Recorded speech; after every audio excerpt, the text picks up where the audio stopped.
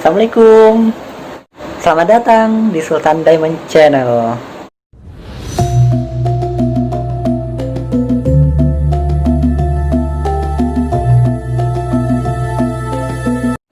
Halo semua, perkenalkan saya di Sisi Tadi Patah, pendiri Sultan Diamond Channel. Tujuan channel ini guna memberikan konten yang edukasi dan juga positif di dunia per-YouTuban. Nah teman-teman, pada kesempatan ini saya akan bercerita tentang sejarah singkat perjalanan hidup Khalifah yang pertama di bumi, yakni kisah Nabi Adam alaihi wasallam selama beliau menjabat sebagai khalifah di muka bumi ini. Namun sebelum saya melanjutkan bercerita, alangkah sebaiknya teman-teman saya sarankan untuk buat kopi terdahulu, buat teh ataupun susu, dan juga cemilan-cemilannya disiapkan supaya teman-teman bisa lebih rileks dan lebih enak mendengarkan cerita saya. Kalau bahasa gaulnya itu biar lebih santuy. Nah teman-teman, kisah tentang Nabi Adam alaihi wasallam ini bermula suatu ketika di mana Allah Subhanahu wa taala sedang berbicara kepada para malaikat, di mana pembicaraan tersebut tentang penciptaan Nabi Adam alaihi wasallam sebagai leluhurnya para manusia. Nabi Adam alaihi wasallam dan juga para keturunannya kelak akan menjadi khalifah di muka bumi sebagai wakil Allah Subhanahu wa taala, yang mana tugas mereka yakni memakmurkan bumi. Namun mendengar hal itu, para malaikat heran, kenapa harus Adam dan anak cucunya yang mesti dijadikan khalifah di bumi? Semestinya malaikatlah yang diberi kehormatan seperti itu. Bukankah malaikat senantiasa bertasbih kepada Allah Subhanahu wa taala? Bumi akan aman apabila dihuni oleh para malaikat. Tak akan ada kerusakan dan pertumpahan darah. Para malaikat pun merasa penasaran, mungkinkah selama ini Allah Subhanahu wa taala kurang berkenan dengan peribadatan mereka? Oleh karena itu, Allah berkehendak menciptakan makhluk lain yang lebih baik daripada mereka. Para malaikat pun khawatir kalau Allah menciptakan Adam itu lantaran kelalaian mereka, atau ada suatu kesalahan yang mereka lakukan tanpa disadari. Muncul juga keraguan daripada kalangan malaikat ini, mampukah manusia mengemban tugas seberat itu? Sebab sebelumnya bumi pernah dihuni oleh kalangan jin, dan ternyata mereka sering berbuat keonaran. Banyak sekali terjadi pertumpahan darah, kemaksiatan dan kerusakan di sana. Bukankah tidak mungkin Nabi Adam alaihi wasallam dan juga para cucu-cucunya juga melakukan hal yang sama? Begitulah kata para malaikat. Tak ada suatu makhluk apapun yang mampu menentang kehendak Allah Subhanahu wa taala. Kun, kata Allah, terjadilah maka terjadilah. Singkat cerita, Nabi Adam alaihi wasallam Allah ciptakan seorang diri dan hidup di surga. Akan tetapi karena seorang diri, akhirnya pada suatu hari Nabi Adam alaihi wasallam ini merasa kesepian. Dan untuk menghindari kesepiannya ini, Nabi Adam alaihi wasallam berdoa kepada Allah supaya dihadirkan seorang teman hidup. Benar hal itu, Allah Subhanahu wa taala menciptakan seorang manusia kembali dari tulang rusuknya Nabi Adam alaihi wasallam, yakni Ummi Hawa. Kisah hidup Nabi Adam alaihi wasallam dan Ummi Hawa sangatlah bahagia di surga. Akan tetapi ada suatu pantangan yang harus dihindari oleh Nabi Adam alaihi wasallam beserta Ummi Hawa di surga, yakni beliau berdua tidak diperkenankan untuk mendekati maupun mencicipi buah dari pohon larangan yang ada di surga. Melihat kebahagiaan Nabi Adam alaihi wasallam beserta Ummi Hawa, para iblis menaruh dendam dan iri kepada Nabi Adam alaihi wasallam. Karena iblis ini tidak diperkenankan untuk tinggal di surga semenjak iblis-iblis ini membangkang kepada Allah. Kesempatan ini digunakan oleh para iblis untuk mengelabui Nabi Adam alaihi wasallam. Oleh karena itu, para iblis mencari kesempatan. Ia ingin memperdaya Nabi Adam dan Ummi Hawa. Pokoknya Nabi Adam juga harus keluar dari surga. Dengan memanfaatkan pohon larangan ini, para iblis mengelabui Nabi Adam alaihi wasallam dan juga Ummi Hawa. Para iblis senang. Ini merupakan kesempatan emas dan tidak akan pernah mereka sia-siakan. Para iblis itu berkata, inilah saatnya membuktikan Adam dan Hawa akan menjadi pecundang. Apapun berdaya mesti dilakukan, berbagai muslihat direncanakan. Yang pertama-tama, iblis harus mendapatkan kepercayaan. Dia pun melakukan pendekatan. Dia berpura-pura menganggap Adam dan Hawa sebagai teman. Tutur katanya menawan, bermacam rayuan dibisikkan iblis. Dikatakan bahwa si iblis ini memberi nasihat. Ada rahasia besar yang ingin disampaikan. Rahasia itu berupa supaya Nabi Adam alaihissalam dan juga Umi Hawa bisa hidup kekal di surga. Akhirnya Umi Hawa tak kuasa menahan diri. Beliau memakan buah pohon larangan dan beliau pulang dengan perasaan senang. Nah, diceritakannya pengalaman tadi ini kepada Nabi Adam alaihissalam, dan Nabi Adam alaihissalam pun begitu tertarik. Beliau pun juga ingin mencicipi buah larangan tersebut. Pohon itu kemudian didekati dan buahnya dipetik, dan Nabi Adam alaihissalam pun memakan buahnya.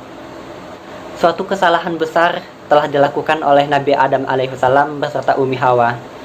Beliau berdua telah melanggar janji-janji kepada Allah Subhanahu wa taala. Mengetahui kesalahan tersebut, Nabi Adam alaihissalam dan juga Umi Hawa bertobat kepada Allah.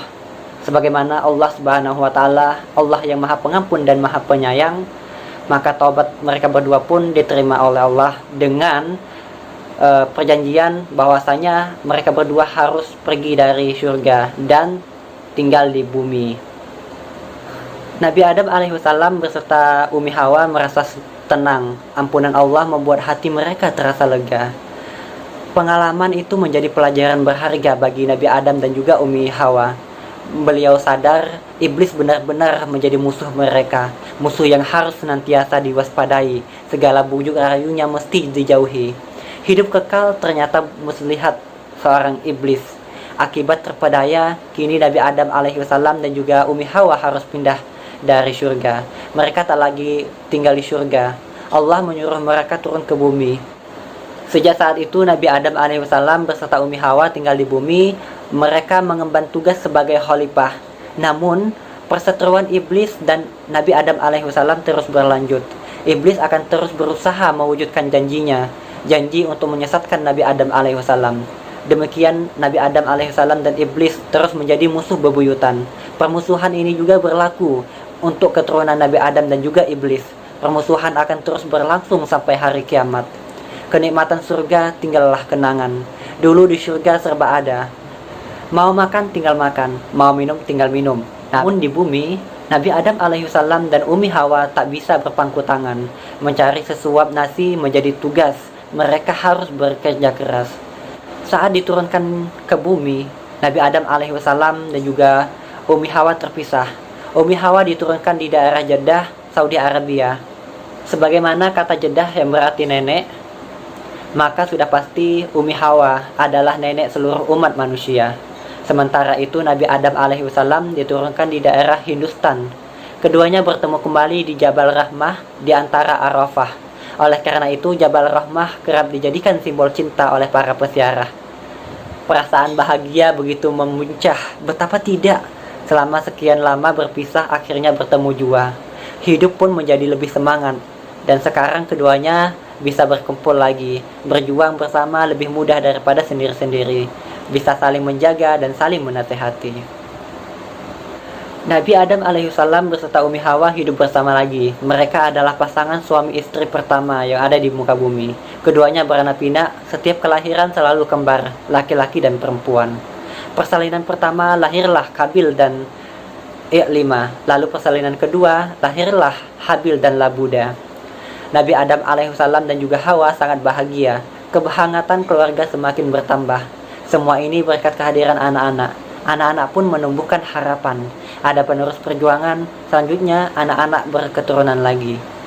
Mereka melahirkan cucu-cucu dan seterusnya. Jumlah keturunan Nabi Adam alaihissalam terus bertambah, semakin lama semakin banyak. Qabil, Habil, I'lima dan Labuda beranjak remaja. Mereka tumbuh di bawah asuhan orang tua. Sifat-sifat mereka mulai kelihatan. Qabil berperangai kasar, sedangkan Habil berperangai santun. I'lima tumbuh menjadi gadis yang sangat cantik, sedangkan Labuda biasa-biasa saja. Tugas-tugas Nabi Adam alaihissalam dan juga Umi Hawa mulai berkurang. Anak-anak mereka sudah bisa diandalkan.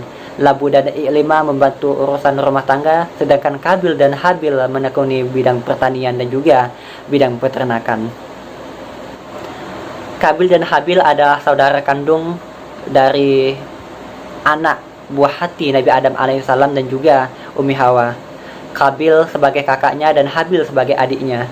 Kedua putra itu mempunyai sifat yang berbeda. Karena itulah sering terjadi perselisihan di antara keduanya yang berakhir dengan pembunuhan Habil. Peristiwa ini berawal ketika Allah memerintahkan Nabi Adam menikahkan Kabil dan Habil secara silang. Lalu Kabil tidak setuju. Selanjutnya untuk menyelesaikan itu, Nabi Adam alaihissalam memerintahkan keduanya untuk berkorban. Siapa yang korbannya diterima, maka ia berhak nikah dengan Iklima, seorang gadis manis saudara kembar Habil. Ternyata korban Habil lah yang diterima. Kemudian Kabil datang mendekati Habil dan berkata, "Sungguh aku akan membunuhmu," kata Kabil kepada Habil. Lalu Habil pun menjawab, "Sungguh Allah itu hanya menerima korban orang yang bertakwa. Dan seandainya kamu akan membunuhku, niscaya aku tidak akan membalas membunuhmu, sehingga kamu yang berdosa dan akan menjadi penghuni neraka." Lalu Kabil menjadi tambah marah dan membunuh Habil. Kemudian Allah mengutus 2 ekor gagak untuk memberi pelajaran kepada Kabil yang telah membunuh Habil. Kedua burung itu berkelahi hingga diantaranya satu meninggal. Kemudian gagak yang masih hidup itu menggali tanah. Gagak yang mati dimasukkan ke dalamnya dan ditimbuni dengan tanah. Dan Kabil tersentuh hatinya. Lalu Kabil menanam mayat Habil sebagaimana yang dicontohkan oleh burung gagak tadi. Teman-teman, dari kisah singkat Nabi Adam alaihissalam ini tadi, ada beberapa hikmah yang bisa kita petik. Diantaranya adalah kita sebagai makhluk Allah subhanahu wa ta'ala harus senantiasa taat kepada perintah beliau dan tidak boleh melanggar apa yang telah menjadi perintah beliau serta meninggalkan larangan-larangan beliau semua. Hidup di dunia adalah kehidupan yang fana, maka kita harus bekerja keras sebagaimana kemampuan kita untuk menghidupi kehidupan kita. Kita harus saling tolong-menolong, harus saling menyayangi dan mengasihi. Jangan seperti Kabil yang tidak pernah menerima apa yang telah Allah takdirkan kepadanya, dan sehingga ia pun membunuh saudaranya sendiri yang akhirnya menyisakan penyesalan. Sekian dari saya ucapkan terima kasih banyak buat teman-teman yang sudah rela meluangkan waktunya untuk menonton konten ini. Apabila konten ini berasa bermanfaat dan juga memiliki nilai yang baik, silahkan teman-teman bantu saya untuk like, komen, dan juga share kontennya. Dan jangan lupa untuk subscribe channel kami. Terima kasih atas dukungannya. Wassalamualaikum warahmatullahi wabarakatuh.